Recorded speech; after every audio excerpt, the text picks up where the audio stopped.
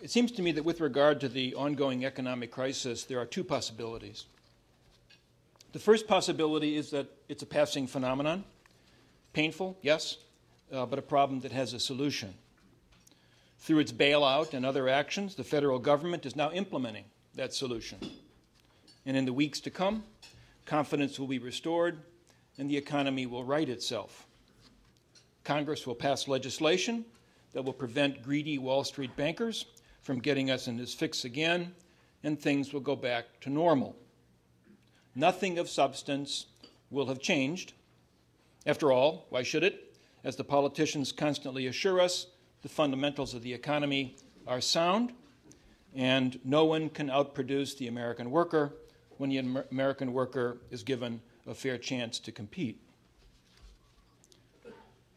The second possibility is that this crisis signals that we have reached a true turning point, not only in the history of the United States, but in global history.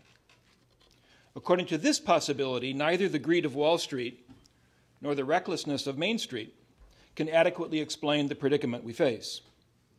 The real problem lies in the fact that the American people and the American government have for too long refused to live within their means, assuming the availability of a limitless line of credit. In this case, the urgent need is to put our house in order, which means that there must be substantive change, not only in the way we manage our economy, but in our culture, our politics, and in the way we relate to the world beyond our borders.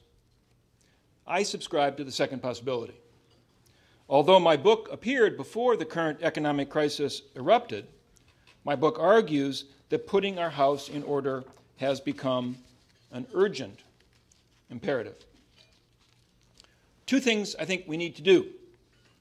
The first is to see the world as it is, and the second is to see ourselves as we are, which implies viewing the past without illusions.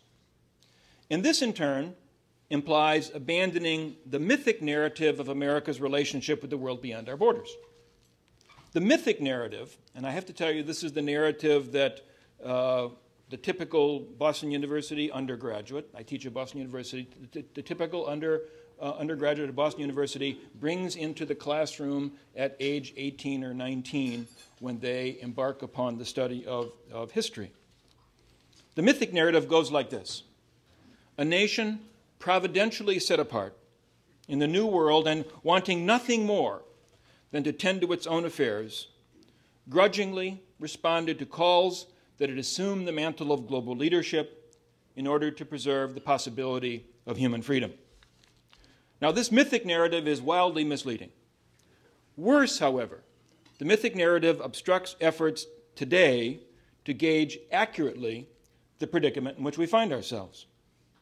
A truer, and not only truer, but also more useful narrative would allow that the United States became a great power because it sought power and succeeded spectacularly in acquiring it. Now, among the factors contributing to that success, in my judgment, two stand out. The first, we need to recognize, has to do with the folly of our competitors, chiefly Japan, Germany, and then the Soviet Union, but also including from an earlier period, France and Great Britain. The second factor, however, contributing to our success is the skill and the savvy and the ruthlessness of American statesmen.